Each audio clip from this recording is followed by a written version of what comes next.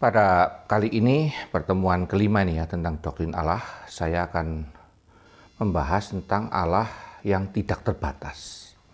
Atribut lain yang melekat kepada Allah, selain daripada aseitas atau ketidakbergantungannya apapun dan ketidakberubahannya, Allah tidak mengalami perubahan, dia tetap sempurna di dalam kekekalan.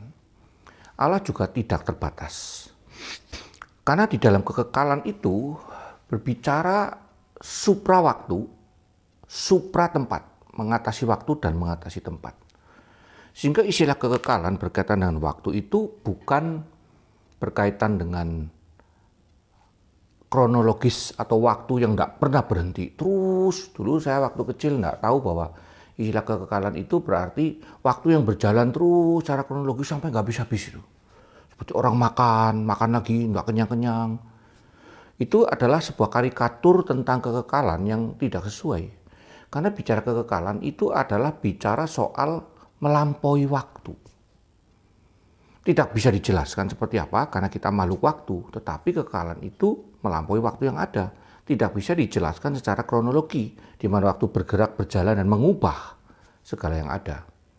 Nah, di dalam kekekalan inilah Allah yang tidak berubah ini dan bahkan waktu ada di dalamnya, maka Allah itu tidak sebagai roh, itu bukan materi yang bisa dibatasi oleh apapun. Maka seringkali Allah disebut sebagai maha besar. Ketika mengatakan maha besar, itu juga nggak pas sebenarnya, karena kata besar itu bicara soal materi.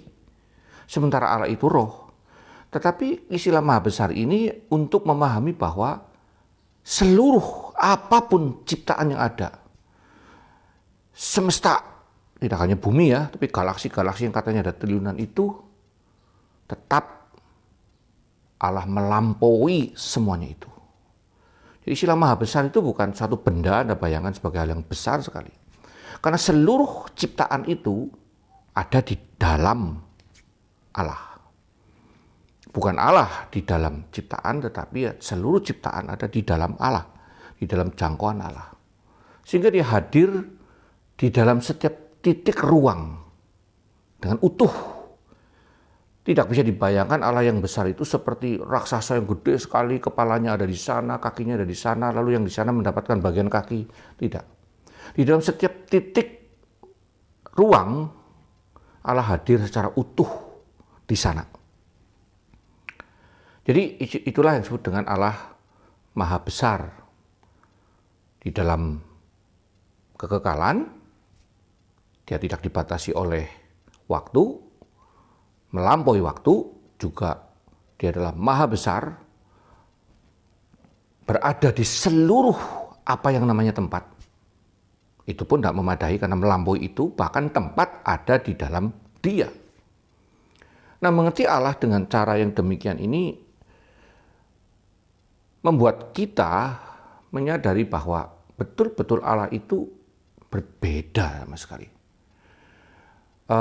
The Holy Other, total, nggak bisa dibedakan, nggak bisa dibandingkan dengan apapun karena nggak ada apapun yang bisa dibandingkan dengan Allah.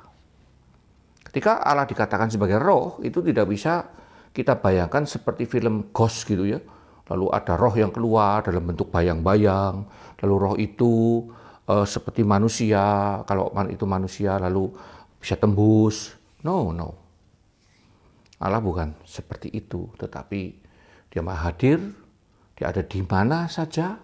Karena mana saja ada di dalam dia.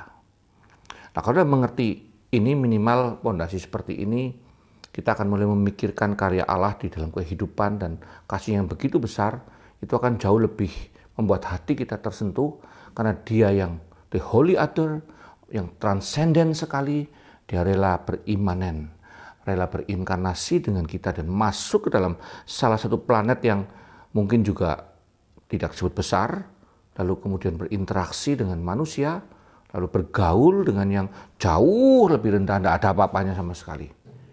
Dan dia datang untuk menyelamatkan kita semua. Inilah Allah yang tidak dibatasi oleh apapun juga, karena memang Dia bukan materi yang bisa dibatasi. Henok Wok.